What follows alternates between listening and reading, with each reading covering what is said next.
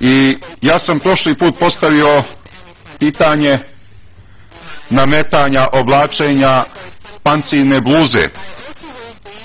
Mogu da vas obavestim da mi ovoga puta data mnogo lakša pancirna bluza, bar upola lakša, možda 1/3 težine od one prethodne, što smatram za neku možda privilegiju. Međutim, ja i dalje insistiram da meni ne treba nikakva pancirna bluza, meni ne preti nikakva opasnost.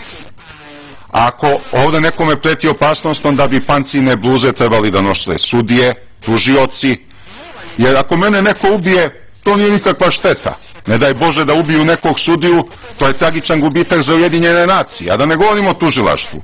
Zato ja insistiram da se to fizičko mučenje i maltretiranje navlačenjem pancirnih bluza jednostavno prekine ovdje.